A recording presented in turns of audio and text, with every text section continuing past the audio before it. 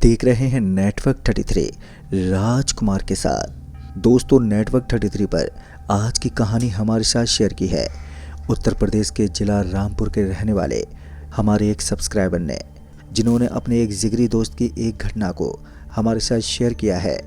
तो चलिए बढ़ते हैं आज की इस हॉरर स्टोरी की ओर।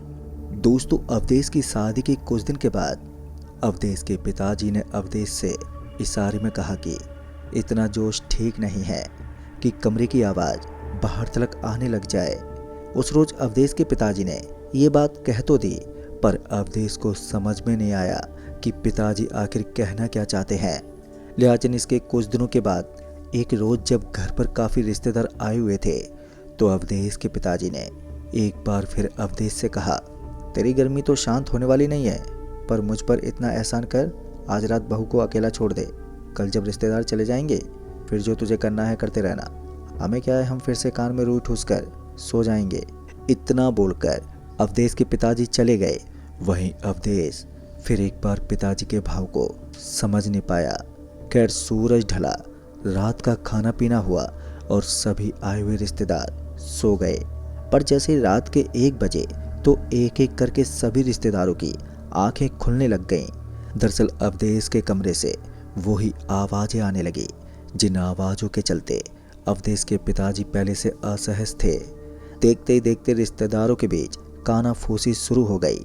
अवधेश के फूफा जी ने तो ये तक कह दिया कि अरे लल्ला, सांस तो ले ले, बहू कहीं भाजी ना जा रही है। खैर, उस रात अवधेश के घर वालों के लिए वो रात बड़ी शर्मिंदगी में बीती और सुबह तड़के ही सभी रिश्तेदार लौट गए। रिश्तेदारों के चले जाने के बाद अब अवधेश के पिताजी का पारा चढ़ चुका था। अब उन्हें इंतज़ार था अवधेश के कमरे से बाहर निकलने का, और जैसे ही बहुरिया ने कमरे का दरवाज़ा खोला तो अवधेश के पिताजी उसे लताड़ने के लिए सनसनाते हुए कमरे में दाखिल हुए। पर जब उन्हें अवधेश कमरे में नहीं मिला तो उनका गुस्सा और भी बढ़ गया, और जब उन्होंने अपने बहू से अवधेश के बारे में पूछा तो उनकी बहू सरोज ने जवाब देते हुए कहा, पता नहीं पिताजी, वो तो रात में कमरे में आए नहीं, शायद अपने दोस्तों के साथ ही होंगे। बहू की बात सुनकर अवधेश के पिताजी के पैरों तले जमीन खिसक गई। उन्हें लगा नहीं था कि उनकी बहू उनसे इतना बड़ा झूठ बोल जाएगी, पर ससुर होने के नाते अवधेश के पिताजी सीधे बहू को कुछ कह तो नहीं सकते थे। लिहाजा उन्होंने अपना गुस्सा दबा कर रखा और अवधेश के आने का इंतजार करने लगे। अवधेश घर लौटा तो जरूर, पर खून से लथपथ। अवधेश को खून में सना हुआ देखकर अवधेश के पिताजी चौंकते बोले, अरे ये क्या हुआ तुझको, इतना सारा खून कैसे बह गया? अवधेश के पिताजी की ये पूछते ही अवधेश ने बोला, अरे कुछ नहीं, मुझे कुछ नहीं हुआ है। ये खून जो मेरे कपड़ों पर लगा है ना, वो मुखिया के बेटे तरुण का है। पिछली रात चक्रामी मोड़ पर उसका एक्सीडेंट हो गया था। वो तो तरुण की किस्मत अच्छी थी कि मैं मौके पर मौजूद था, जो मैंने उसे वक्त रहते अस्पताल पहुंचा दिया और उसकी जान बच गई। तब जाकर मैं घर आया हूँ। इतना बोलकर अवधेश नहाने के लिए चला गया। वहीं अवधेश के पिताजी अवधेश की बात सुनकर उनका दिमाग चकरा गया, क्योंकि अगर अवधेश सच में पूरी रात अस्पताल में था तो बहू के साथ उसके कमरे में कौन था? अवधेश के पिताजी, जिनका नाम जोर सिंह था, अब तक उनके दिमाग में शक की सुइयां घूमनी शुरू हो चुकी थी। पर बहू के अच्छे व्यवहार के चलते उन्होंने बहू पर सीधे सीधे आरोप लगाने की बजाय पहले इस मामले में पुख्ता सबूत जुटाने का फैसला किया, और इसी के तहत जोर सिंह ने अपने बेटे को एकांत में ले जाकर के वो सवाल किए जो एक पिता कभी नहीं करता। जोर सिंह ने अपने बेटे अवधेश से सीधे शब्दों में पूछा कि बहू के साथ तेरे संबंध कैसे हैं, और तू बहू को संतुष्ट तो कर पाता है ना? अब ये सवाल सुनते ही अवधेश तो सकपका गया। उसे ज़रा भी अंदाजा नहीं था कि उसके पिताजी ऐसा कुछ उससे पूछ लेंगे।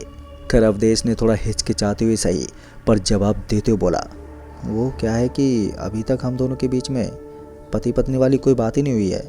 अवधेश के इतना कहते ही अवधेश के पिताजी एकदम से भड़क गए और अवधेश पर चिल्लाते बोले, अच्छा ऐसा है तो सारी रात बहुरिया की सिसकियाँ और चारपाई की चरचर की आवाज़ कैसे आती है?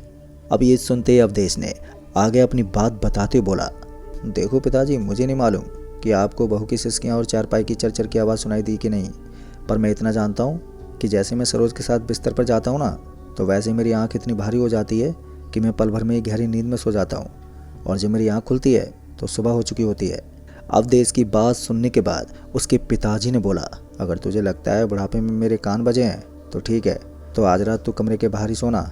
फिर सुनना, अगर तू कुछ नहीं करता है तो आज रात तुझे भी वो सब सुनने को मिलेगा जो हम बहू के आने की पहली रात से ही सुन रहे हैं। अब इतना बोलकर अवधेश के पिताजी चले गए। वहीं पिताजी की बात सुनकर अवधेश काफ़ी चिंता में पड़ गया। फिर जब रात हुई और सोने का समय हुआ तो अवधेश ने अपनी बीवी से बोला कि आज कुछ ठीक नहीं लग रहा है, इसलिए मैं खुले में सोऊंगा। और ये बोलकर अवधेश ने अपनी चारपाई अपने कमरे के ठीक बाहर ही बिछा ली और इंतज़ार करने लगा रात के उस पहर का जब कमरे से आवाज़ें आनी शुरू होती थी। फिर जैसे ही रात के 1 बजे तो अवधेश की बीवी की सिसकियाँ और चारपाई की चरचर की आवाज़ कमरे के भीतर से आनी शुरू हो गई। ये सुनते ही अवधेश तिलमिलाता हुआ चारपाई से उठा और अपने कमरे का दरवाज़ा पीटते हुए सरोज को आवाज़ देने लगा। पर अंदर से सरोज की ज़ोर ज़ोर से सिसकियों के साथ साथ चारपाई की चरमराहट की आवाज़ें आती रहें। वहीं अवधेश और उसके पिताजी दरवाजे पर पूरी रात बैठे रहे। फिर जब सुबह बहुरिया ने दरवाज़ा खोला तो अवधेश अपनी पत्नी पर चिल्लाते बोला, अरे तू रात में किसके संग मुकाला कर रही थी? अवधेश के ये कहते ही सरोज रो पड़ी और रोते बोली, देखो ये बेहुदा इल्ज़ाम मत लगाओ, मैंने ऐसा कुछ नहीं किया है। वहीं जब अवधेश ने कमरे की अच्छे से तलाशी ली तो सच में वहाँ पर कोई नहीं मिला, पर सरोज का बिस्तर एक अलग ही कहानी बयां कर रहा था। ऐसे में ना तो अवधेश कुछ समझ पा रहा था और ना ही अवधेश के पिताजी जोर सिंह। लिहाजन उस वक्त दोनों ने अपने अपने गुस्से को काबू में किया और इस मामले को शांति से समझने का फैसला किया।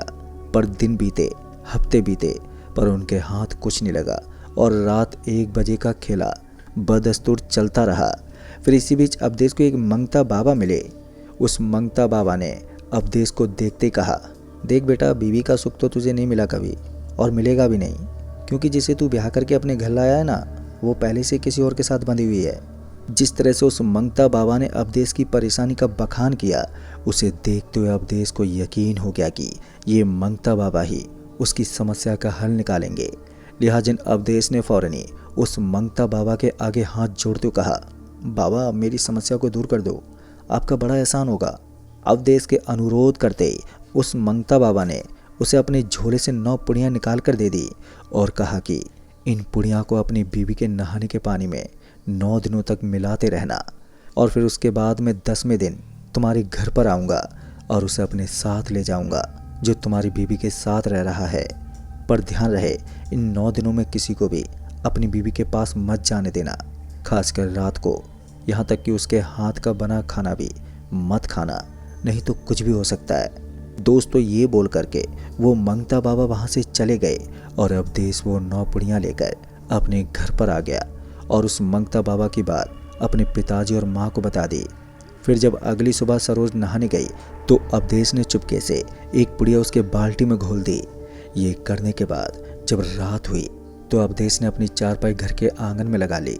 अब तक सब कुछ नॉर्मली था, पर जैसे ही रात के 1 बजे के अंदर से किसी मर्द की चीखते हुए आवाज़ आई। वो आवाज़ थी तो मर्दाना, पर जो वो कह रहा था वो साफ साफ समझ में नहीं आ रहा था, पर इतना अंदाज़ा ज़रूर लग रहा था कि वो जो कोई भी है वो काफ़ी भड़का हुआ है। वहीं वो मर्दाना आवाज़ सुनकर अवधेश के साथ साथ उसके पिताजी की भी हालत टाइट हो गई। डर के मारे दोनों की टांगें कांप रही थी।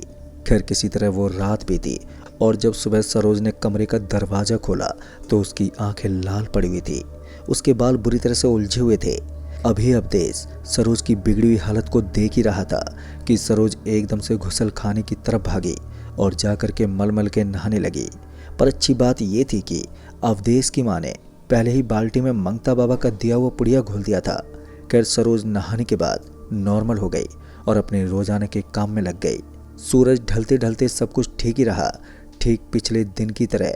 पर फिर जब रात के 1 बजे तो वही मर्दाना आवाज़ फिर से कमरे के भीतर से आने लगी, पर इस बार वो कुछ ज़्यादा ही भड़का हुआ लग रहा था। खैर किसी तरह दूसरी रात भी बीती और एक एक करके अगले 7 दिन भी बीत गए और जब 10वें दिन वो मंगता बाबा दरवाजे पर पहुँचे तो अवधेश ने बाबा को घर के भीतर आने को कहा। पर बाबा ने अवधेश से कहा, मैं तो उससे मिलने आया हूँ जो इस घर का नहीं है। बाबा के ये कहते ही सरोज अपने कमरे से भागती हुई बाहर आई और मर्दाना आवाज में बोली, तू चला जा, नहीं तो अच्छा नहीं होगा। सरोज का वो भयानक रूप देखकर घर वालों के होश उड़ गए। घर वालों को अपनी आंखों पर यकीन नहीं हो रहा था कि सरोज इंसान नहीं है। अभी सभी की नज़रें सरोज पर ही टिकी हुई थी कि तभी बाबा ने सरोज के बाल पकड़े और झटके से उन बालों को जड़ से उखाड़ लिया। बाल के उखड़ते ही सरोज धड़ाम से नीचे गिर पड़ी और बेसुध हो गई। सरोज के बेसुध होते ही मंगता बाबा बोले, मैं उसे अपने साथ ले जा रहा हूँ, अब से तेरी बीवी सिर्फ तेरी है और भूल से भी अपनी बीवी की नियत पर शक मत करना। दोस्तों, ये बोलकर वो बाबा वहाँ से चले गए। फिर जब सरोज को होश आया तो वो नॉर्मल थी। फिर इसके बाद अवधेश अपनी नॉर्मल जिंदगी जीने लगा और आज अवधेश के 3 बच्चे हैं। पर सवाल आज भी बना हुआ है कि आखिर वो कौन था जो सरोज के साथ रहता था और उसका क्या हुआ जिसे वो बाबा अपने साथ ले गए। तो दोस्तों, इस कहानी में बस इतना ही। तो चलिए बढ़ते हैं आज की वीडियो में एक और डरावनी भूतिया कहानी की ओर, जो कि एक बस की है जो देर रात सवारियों को उठाती है। दोस्तों, मैंने कभी सोचा नहीं था कि एक खाली सीट मेरी जिंदगी की सबसे भयानक याद बन जाएगी, क्योंकि जब मैं उस रात शहर से अपने गांव लौट रहा था तो उस वक्त नवंबर की ठंडी हवा बस अड्डे पर चुभ रही थी और जब घड़ी में समय देखा तो उस वक्त रात के 11 बज चुके थे, जिससे साफ जाहिर था कि ये आखिरी बस थी। लेकिन जब कंडक्टर ने टिकट काटा तो मुझसे एक हैरान कर देने वाली बात कही कि अगर तुम आखिरी स्टॉप तक जाओगे तो सो मत जाना। पर मैंने भी उसकी इस बात को हंसकर टाल दिया। बस भी उस वक्त लगभग खाली ही थी।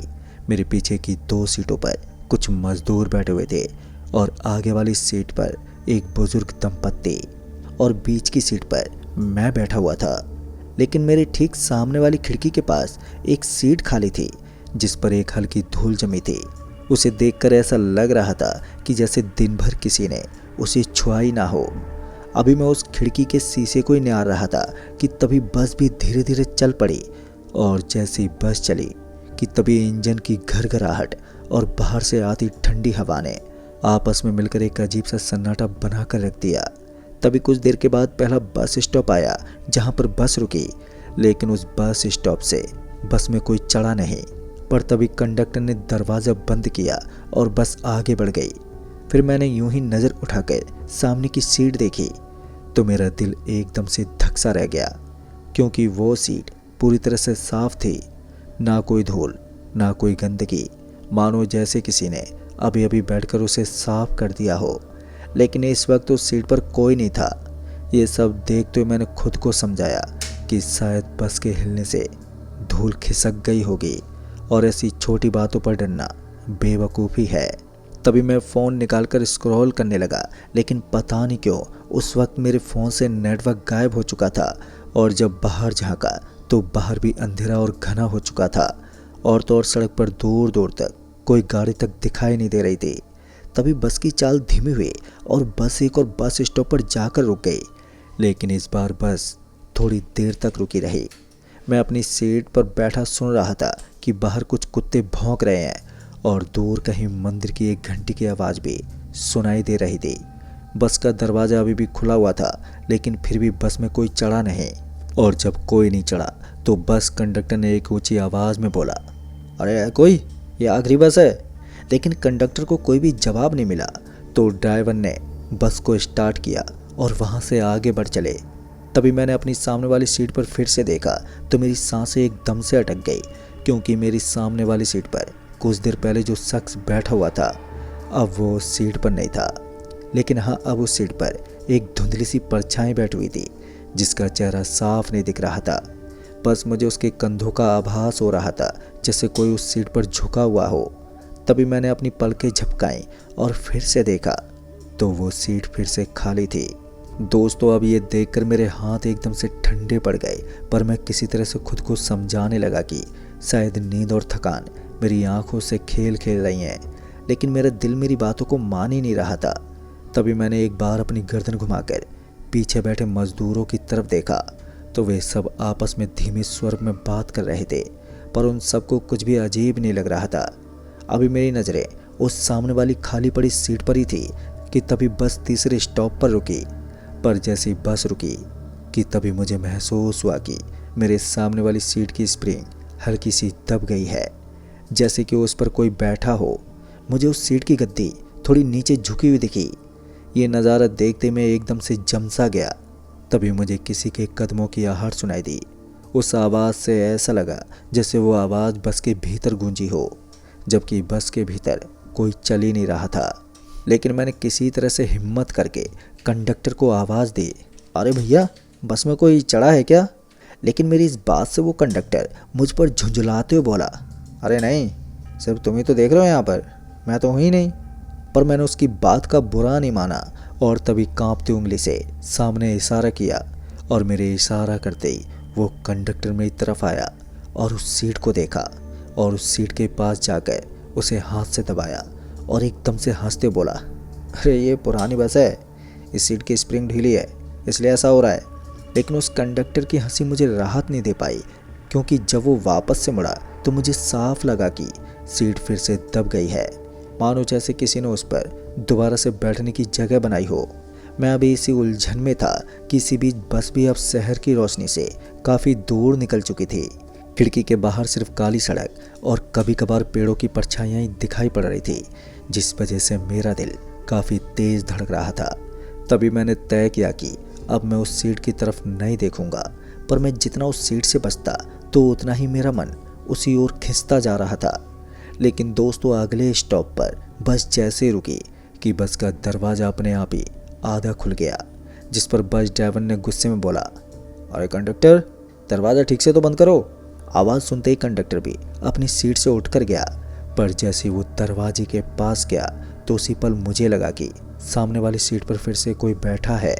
और जब मैंने उसे और ध्यान से देखा तो वो एक औरत थी जिसके बाल भीगे हुए थे और चेहरा झुका हुआ था। साथ ही उसके कपड़े पुराने ज़माने के थे, लेकिन उसके बालों से पानी की बूंदें फर्श पर टपक रही थी। उस औरत को देखते मैंने झट से अपनी आंखें कसकर बंद कर ली और जब आंखें खोली तो वो सीट फिर से खाली थी, लेकिन फर्श पर हल्का सा गीलापन मौजूद था। तभी मैंने धीरे से पीछे मुड़कर देखा तो पीछे बैठे मजदूर अब चुपचाप से बैठे हुए थे, लेकिन उनमें से एक मजदूर मुझे घूर रहा था और घूरते हुए उसने जो बोला वो बहुत ही भयानक था। दरअसल उसने कहा कि वो सीट हर स्टॉप पर भरती है। अब ये सुनते मेरे रोंगटे खड़े हो गए। तभी उसने आगे बताया कि 2 महीने पहले इसी बस में एक लड़की चढ़ी थी। वो रात का समय था। कहते हैं कि वो रात अपने घर जा रही थी, लेकिन वो लड़की बीच रास्ते में कहीं उतर गई। ये कहते उस मजदूर की आवाज़ धीमी पड़ गई थी। ऐसा लग रहा था जैसे कि वो मजदूर कोई राज खोल रहा हो। अभी पहला मजदूर चुप ही हुआ था कि तभी दूसरा मजदूर बोल पड़ा, ड्राइवर कहता है कि उसने उस लड़की को उतारा ही नहीं, पर सुबह सड़क के किनारे उसकी लाश मिली थी। अभी उस मजदूर ने अपनी बात ही खत्म की थी कि तभी बस के अंदर सन्नाटा और भी गहरा हो गया, यहाँ तक कि इंजन की आवाज़ भी भारी लगने लगी। तभी मेरी नज़र सामने की तरफ गई तो इस बार वो औरत बिल्कुल साफ दिख रही थी। उसके गीले बालों से पानी टपक रहा था, उसका चेहरा पीला था और उसकी आंखें बंद थी। ऐसा लग रहा था जैसे कि वो किसी का इंतज़ार कर रही हो। पर अचानक से उस औरत ने धीरे से अपना सिर उठाया तो उसकी आंखें पूरी तरह से काली थी और उन्हीं काली आंखों से जब उसने सीधे मेरी तरफ देखा तो मेरा तो शरीर पूरा सुन्न पड़ गया। तभी बस झटके से आगे बढ़ी, पर मैं अपनी सीट के हैंडल को कसकर पकड़े बैठा रहा। और जब मैंने उस सीट के सामने फिर से देखा तो अब वो औरत फिर से गायब थी। लेकिन अब मुझे महसूस हो रहा था कि अब वो पूरी बस में घूम रही है। दोस्तों, तभी ड्राइवर ने अचानक से ब्रेक लगा दिया और जब मैंने सामने देखा तो सामने सड़क पर धुंध छा गई थी। वो धुंध इतनी घनी थी कि हेडलाइट भी बेअसर लग रही थी। तभी खिड़कियों से ठंडी हवा भीतर आने लगी और जैसे वो ठंडी हवा भीतर घुसी कि तभी कंडक्टर ने बुदबुदाकर कुछ मंत्र जैसा बोला। उस कंडक्टर को ऐसा करता देख मुझसे रहा नहीं गया और तभी मैंने हिम्मत करके आखिर में पूछ ही लिया, अरे भाई साहब, क्या ये रोज़ होता है? मेरे ये कहते ही ड्राइवर ने शीशे में मेरी तरफ देखा तो मैंने देखा कि उसकी आंखों में डर था और उन्हीं डरी हुई आंखों से बोला, हर रात तो नहीं, लेकिन जब भी बस में कोई अकेला सफ़र करता है तब ये सब होता है। दोस्तों, सच कहूँ तो उस वक्त मेरे अंदर की रूह तक कांप गई थी, जिस वजह से मेरे हाथ से फ़ोन नीचे गिर पड़ा। क्योंकि उस रात मैं बस में अकेला था जो उस बस में बैठकर अपने स्टॉप तक जा रहा था। अभी मैं बस में डरा सहमा अपने आप को ही संभाल रहा था कि तभी बस फिर से एक सुनसान मोड़ पर रुकी और जहाँ पर बस रुकी थी वहाँ पर कोई भी स्टॉप ही नहीं था। लेकिन फिर भी बस का दरवाज़ा खुला। लेकिन मैं ये देखकर हैरान था कि यहाँ पर तो कोई है ही नहीं, तो इस बस का दरवाज़ा आखिर क्यों और किसके लिए खुला है। अभी मेरे मन में ये विचार आया ही था कि तभी मेरी नज़र उस सीट की तरफ गई जिसे मैं पूरे सफ़र में देखता आया हूँ, और इस बार मैंने उसे साफ साफ देखा। वो औरत उस सीट से उठी और उस दरवाजे की तरफ चलने लगी। उसके कदमों की आवाज़ पूरे बस में गूंज रही थी। पर जैसे वो औरत उतरी कि उतरते वक्त उस औरत ने मेरी तरफ देखा और एक हल्की सी मुस्कान दी और मुस्कुराते हुए उसके होंठों से पानी टपकने लगा। लेकिन जैसे वो उतरी कि तभी बस का दरवाज़ा भी बंद हो गया। पर जैसे वो औरत उतरी कि तभी मैंने एक राहत की सांस ली। लेकिन जैसे वो आगे बढ़ी तो मैंने महसूस किया कि मेरे बगल वाली सीट पर अब कोई बैठ गया है। और ऐसा महसूस होते ही मैंने धीरे से अपनी गर्दन घुमाई तो वो वही औरत थी जिसे देखते मैं एक बार फिर घबरा गया और मेरी सांसें ऊपर नीचे होने लगी। तभी उस औरत ने धीरे से फुसफुसाकर बोला, तुम आखिरी स्टॉप तक जाओगे ना। उसकी आवाज़ सुनते ही मेरी चीख गले में अटक गई। ऐसा लग रहा था जैसे कि बाकी के लोग जैसे उसे देख ही नहीं पा रहे थे। कंडक्टर भी अपनी सीट पर बैठे हुए टिकट गिन रहा था और बस ड्राइवर सामने सड़क पर ध्यान दे रहा था। तभी उस महिला ने अपना ठंडा हाथ मेरी कलाई पर रख दिया।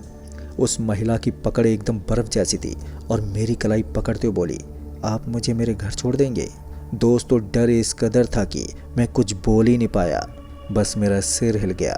बस का आखिरी स्टॉप नज़दीक आ रहा था और वहीं मेरा गांव था। लेकिन मैं उस रात डर रहा था कि कहीं मेरा ये सफ़र यहीं बस में ही ना ख़त्म हो जाए। और जैसे ही बस स्टॉप आया कि तभी बस रुक गई और बस के रुकते कंडक्टर ने कहा कि आखिरी बस स्टॉप आ गया है। और जैसे कंडक्टर ने ये कहा तो सभी सवारियां बस से नीचे उतरने लगी। पर जैसे मैं खड़ा हुआ कि तभी वो औरत भी मेरे साथ खड़ी हो गई। लेकिन जैसे मैंने दरवाजे से बाहर कदम रखा और पीछे बस के भीतर मुड़कर देखा तो बस में अब कोई भी नहीं था। साथ ही वो ड्राइवर और कंडक्टर भी गायब थे। वो सड़क सुनसान थी लेकिन मुझे दूर मेरा गांव दिखाई दे रहा था। तभी मैंने तेज कदमों से चलना शुरू किया लेकिन वो मेरे साथ चल रही थी, यानी कि मेरे कदमों के साथ एक और कदमों की आवाज़ मिल रही थी। तभी मैंने धीमी आवाज़ में पूछा, ओ तुम्हारा घर कहाँ पर है। तभी उसने सामने एक पुराने जले हुए मकान की ओर इशारा किया और कहा कि वही है। तभी मुझे याद आया कि 2 महीने पहले उस घर में आग लगी थी। एक लड़की की मौत हुई थी। लोग कहते थे कि वो रात को बस से घर लौट रही थी। लेकिन मैं उस मकान के सामने रुक गया। उसने मेरा हाथ कसकर पकड़ा और कहा, आइए अंदर चलिए। उस घर का दरवाज़ा अपने आप ही खुल गया और जैसे ही दरवाज़ा खुला तो मैंने देखा कि अंदर अंधेरा था लेकिन दीवारों पर पानी की बूंदें चमक रही थी। मैंने पीछे हटने की भी कोशिश की पर उसका हाथ अब लोहे की तरह सख्त हो गया था। उसने मेरी तरफ घूरा और बोला कि हर रात एक सीट भरती है, हर रात कोई साथ में आता है, तभी मैं उस बस से नीचे उतर पाती हूँ। तभी मुझे समझ में आया कि वो हर रात किसी एक को अपने साथ ले जाती है। दोस्तों, मैंने अपनी पूरी ताकत से अपना हाथ छुड़ाया और वहाँ से बाहर भागा और पीछे से उसकी चीख गूंजी। लेकिन मैं सड़क पर दौड़ता रहा जब तक कि सुबह की हल्की रोशनी दिख ना गई हो। जब मैंने पीछे मुड़कर देखा तो अब तक वो मकान गायब हो चुका था और अब वहाँ पर सिर्फ खाली मैदान था। फिर अगले दिन गांव वालों ने मुझे सड़क के किनारे बेहोश पाया, पर मैं बच गया था, शायद इसलिए कि मैंने उसके घर के अंदर कदम नहीं रखा था। तो दोस्तों, इस कहानी में बस इतना ही। कहानी आपको पसंद आई हो तो वीडियो को लाइक शेयर कमेंट ज़रूर कर दें। तो मैं आपका दोस्त राजकुमार जल्द ही मिलूँगा ऐसी एक और डरावनी भूतिया घटना के साथ। तब तक के लिए बाय एंड टेक केयर।